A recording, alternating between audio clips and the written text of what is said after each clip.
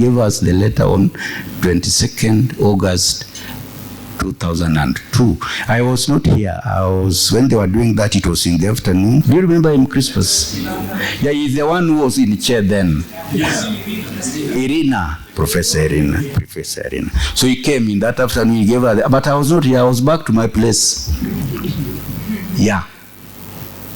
You see? Now, earlier in the year, so that was August. So in January that year, 2002, I went for a centenary conference. This is a conference that was organized in honor of St. Joseph Maria on 100 years of his birth. So I went there, and it was really well done. The theme was the grandeur of ordinary life. But there were many themes: family life, academic research, teaching, and so on. So that was January. Vincent was there. I went with Dr. Law. Dr. Law was there, whom we worked with later on. Vincent was there. He was very young, but I was with him. We even went to Greece with him, and so on and so on. So then we had quite an adventure in Cairo, and so on and so on. But the conference was fantastic. So whereas I was very keen on family, because I was giving a lot of activities on family. That's why we met with Eva here and other people. Many of my sisters were. But then during that, I couldn't divide, so I decided to concentrate on the teaching side and the research side. So I imbibed what those people are doing. They had done the things so well. The teaching, I get the whole spectrum of the teaching philosophy of St. Joseph Maria. I have, and then the research, the way he saw it. People like our sister Guadalupe, I got to know about them during that in their academic and research life. So I got all the, so that was incidental. I didn't know it was preparing or something. I thought I had worked out my exit very well. So when, after this interim letter, then later on in October, the canonization of St. Joseph Maria came up, and I must go. So I went. So I went a real tour of the Vatican and so on. But that time I already knew that I was a bit in danger, so I went to. I spent a lot of time at the Vatican praying in those places and the tombs and everything, trying to cleverly wriggle out of this thing. But when you pray genuinely, you always get the message back that now, guy, you better just, you can't be doing this. So I came back. So I was telling the people that were helping me to make a decision, you know what, I've just finished my sabbatical. I cannot go back to my university. I was in administration. I know the rules. I cannot go back now and ask for another leave. I cannot ask for sabbatical. I cannot ask for leave of absence. Because technically it's all right. By our rules, the rules that I safeguard, and I have to complete, I think, 2 or so years before I can be given. So I said the only logical thing to do, so that I'm not fair to my university that has brought me up to that level, I will resign. Because that is the only, if I go talk to the VC now, if it's going to be just, that is what he has to tell me. That Odhiambo, we cannot give you leave now, you have to resign. So I resigned because I knew the rules. That is what Vincent was telling you. I'll check. What does the rules say? I don't want to exceed them, neither do I want to manipulate them. So I actually resigned. So I submitted my letter in all good faith. At that time, Professor Kiamba had taken over the VC. So he went back he was in a seminar or something, workshop someplace. So he came back to the office and found my letter. Then he called here. I was here. I was sitting in the original place of the principal's office, near the admin boardroom today. There was an office there. So he called. So this Mrs. Kimato was there sitting and said, no, you see, the VC of Nairobi would like to, he says he's somewhere in a workshop, but he's going to go back to the office by 5 o'clock. Please go. we had mutual respect.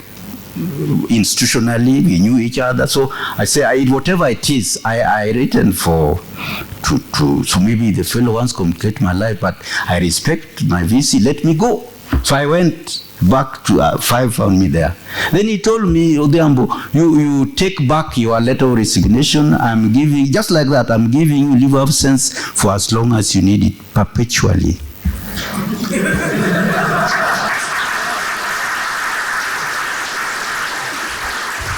That is why it's so special to me, because it was not based on justice.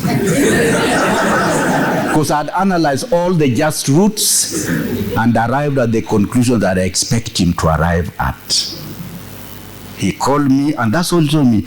You go on leave of absence to do what they're asking to do at Strathmore for as long as they want you there.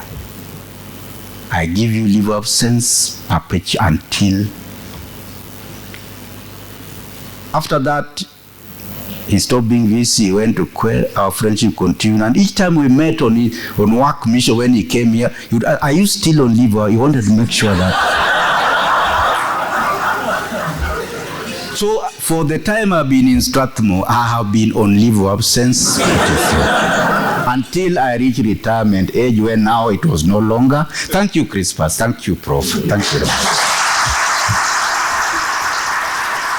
So that is my early story. I think it's good for you to know, because you did not know that. But Professor Kiamba is very special to the university. He became the secretary to Quell, the chief executive, and he has always been a friend. When we were getting the charter, he was the chief executive, and he was behaving as though, when they came to check, he was behaving as though he was one of us. He was helping us to succeed rather than so it's been a very great. Then after that, he became the permanent secretary of science and technology. He involved me. He created, in fact, the policy, created everything that guides that thing was created.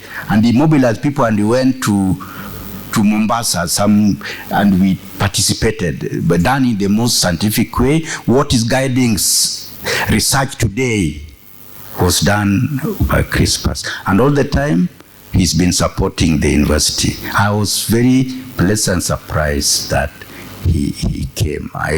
When I was asked who should come, I said he should come. But I didn't know he would be in the country. He does a lot of consultancy with the World Bank. There's a young lady that works here that knows him and keeps asking me, "Oh, your friend?" I say, yeah, that's a very good friend of mine, but he's my boss, you know. So she asked me, so she was asking me today when I was going for mass, "Is your friend coming?" She didn't use the name. And we communicated. I said, "No, I asked him to come." So when I saw him, I was so thank you, Prof. Thank you very much. But that is my story. That is how I happened to come here. That is how I changed my outlook in terms of administration. I now love administration because of my interaction with the people in Strathmore. I saw that you enjoy administration depending on the people you work with. You enjoy administration depending on what you are trying to contribute. You're trying to do the contribution, trying to make society. I also saw my role as answering to God's call. Here I am, Lord. You have called me. That I always repeat that when I feel tired, when I feel frustrated, when I feel misunderstood, I always repeat that I am not here by mistake. Here I am, Lord. You have called me. So that is the actually why I. Then another very interesting thing that most of the people have been working with here closely, people like Ruth Kiraka, Elizabeth, more recently because she's very young, but Dr. Lo that we worked with intensely in the early days, Shabaya here. One of the things that was bothering us a lot, because these people, there is also Martin Wanjogi that was in ICT here, is a really close friend of mine. And these guys, you know, when I paired them with John Jenga, I remember an incident when it was very exciting. I used to work very close with them here. Where is George here? George didn't have this hair that has now spots all over the place. But George is a very special fellow to be there. I knew him long ago before even the college moved here. But one time, I was, you see, Strathmore, we formed the Association of Private Universities. And Strathmore was key, first because we are well located, but because also the VC was a mathematician. But the main thing is that I had legal assistance. Not that I employed any, we did if I had any, but I had access to Charles here. Charles, but through just advice, I was telling him, man, we are in the formative stages and things can go really wrong here, so we must have legal guidance. So he was always ready, available for me. The other universities didn't have this except USIU. So Strathmore was very key. So when we formed our association, all the meetings used to be here, and we were very key in saying, we must have a strategy. So then they said, but how will we? So I said, no, I'll produce the experts. So we arranged for a meeting workshop in Naivasha, and I took George Njenga and Martin Wanjohi. These are the experts. They were the ones helping do strategy. We went there, and I told them I brought the experts. So the chair of CAP was not me. I was just facilitator. I enjoyed helping them. The chair was the then VC of USIU, a great lady, Frida Brown. She did great work. She's the one who brought USIU to the respectable level you see today. And when they ran in trouble, she came back briefly to bring it back. You see, so only two universities had access to legal. Me, I had access to Charles, but Frida had employed a lawyer. So there was a lawyer within the system. So the Universities Act, the first one, the 2012, the one that came out first. If you take it, those who like legal things, take it. That's what, when I'm pinning down Elizabeth to tell her what to do next, I show her. You see, this is the charter, and this is the act. To tell Kwe, the President Kwe, if they come around here, tell them that they have no business asking us to touch anything, because our charter is exactly mapped onto there, because we did the act with Charles here. Each time we went to meet, the public universities didn't like the idea of dropping the university. They had individual acts. So Fred Onyango, when he came, they just throw us around. So we took the advantage. We were the only ones who didn't have a framework.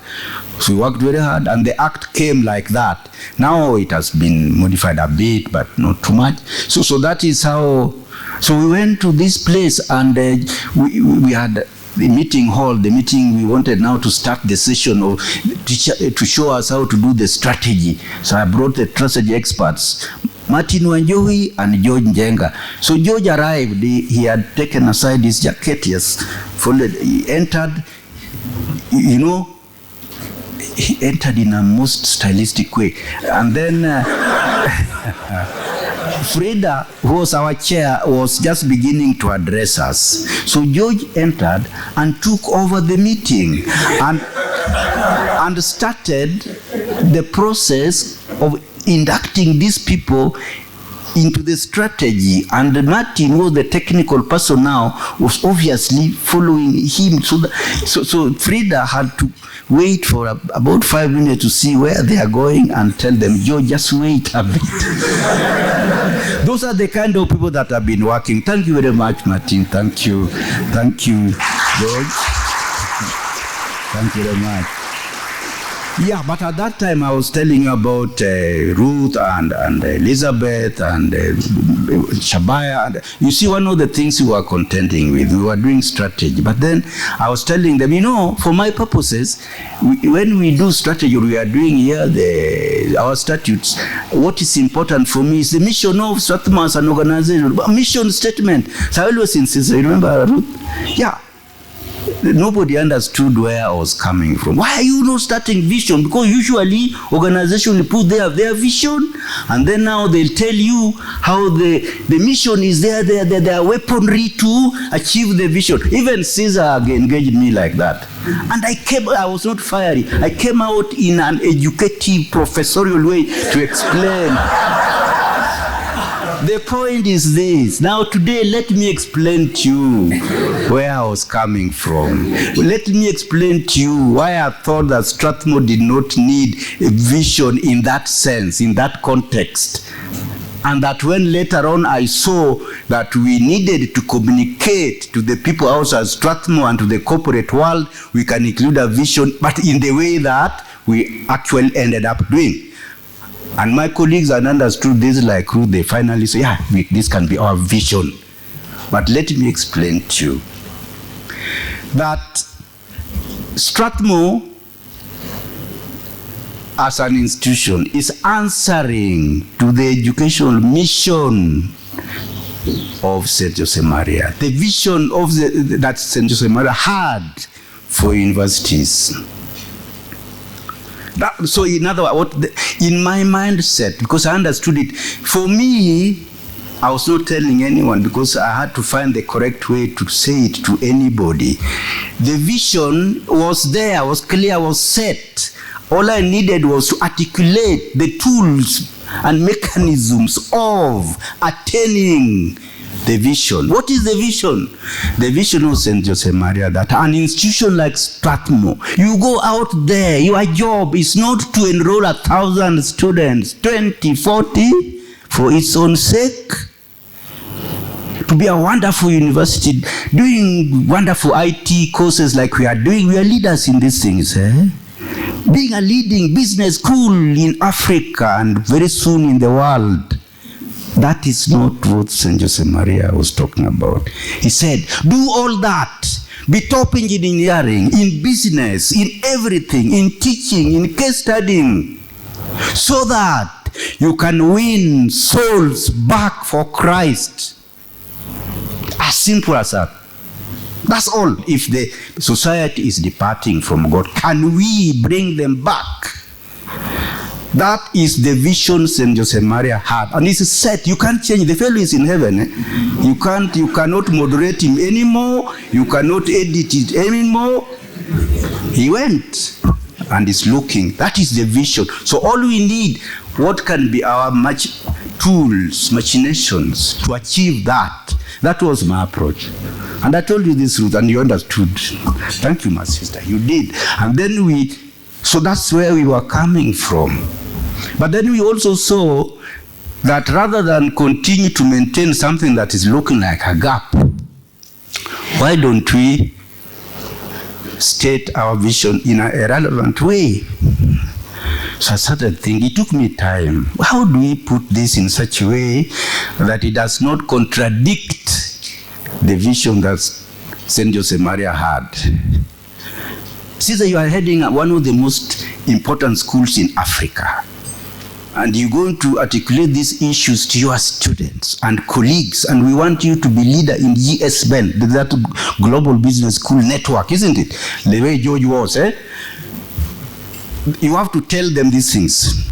Strathmore cannot follow, you lead.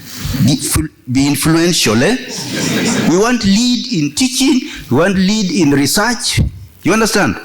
And you are there for a good purpose. You are well selected. You are well formed. You are a son of St. Josemaria. You just got to do it. So, how did I come up with the idea of entrepreneurial university as part of our vision? But this is important because you are one of my most outstanding alumni.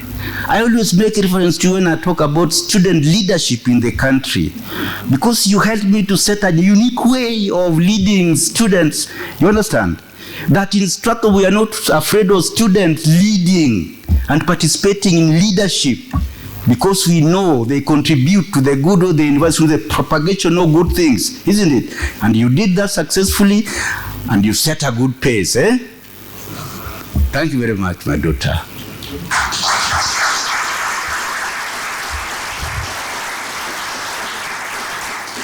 You see, university, the history of university, I want to align it to industrial revolutions. So we grade universities. First generation university, second generation university, third generation university, fourth generation university, that's the current, the latest. And Professor Kiamba understands this as a consultant. He understands this very well. And he can articulate better than me. But let me explain to you this. First generation university, the very initial one. The mission of a first generation university was education, teaching, training. And was their role? To produce professionals, produce workers. So like universities in Africa, when Makerere was a college or London, its job was to train manpower. Second generation university corresponds to second industrial revolution. You have to check this, so that I don't go back to that. The angle of research was that in addition to education, let us add research. So now it has two missions. A second mission was added, education and research. So university started, in addition to training professionals, you do research and produce scientists, almost for their sake. You can do research and you excelled in. So when you look at the journals at that time, annals of statistics, annals of history, annals, these were deep, thought-led journals. They were not oriented towards solving problems of society, because that the university excelled in. So if you go to Cambridge or Oxford, you find those, they generated this, the really deep research, thought. Beautiful. Actually, that's where I originally belonged. Deep, I enjoyed deep thought. Yeah, that's second generation. So the research was done.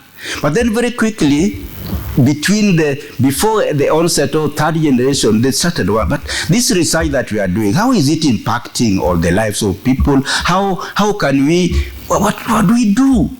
So then companies started saying, let us have departments of research and development.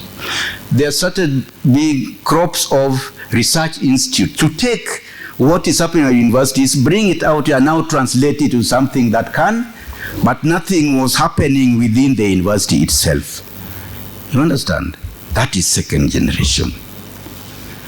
So up to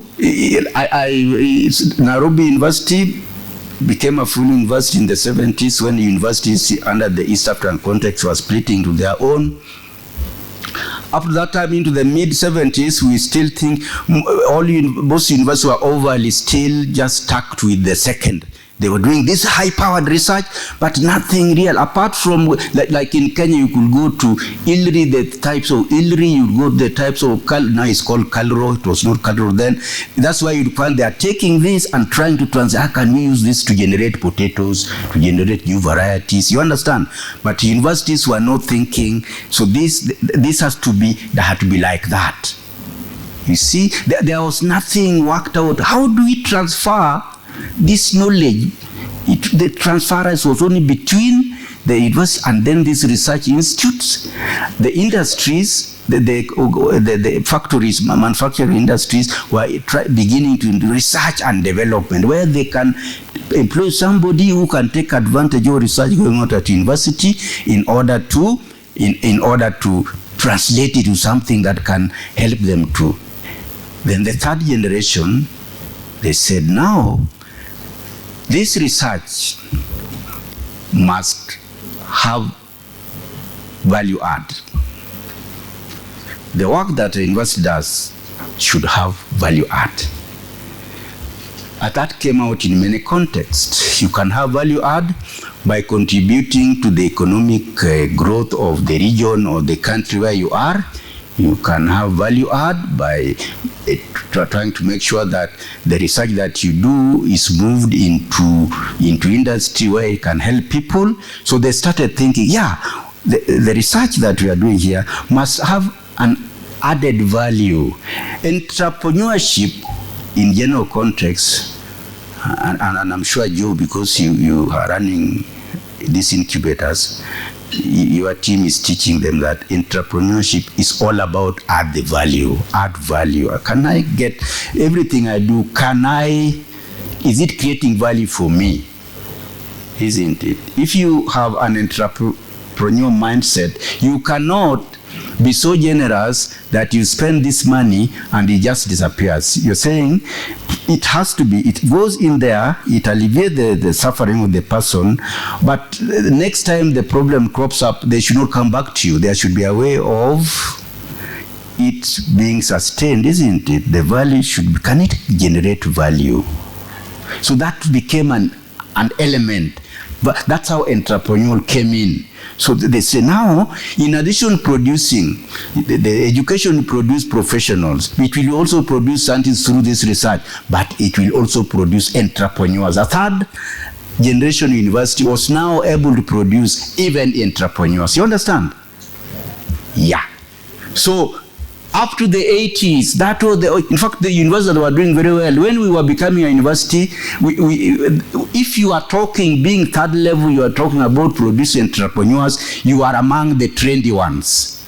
Because up to the 80s, 90s, that was the thing.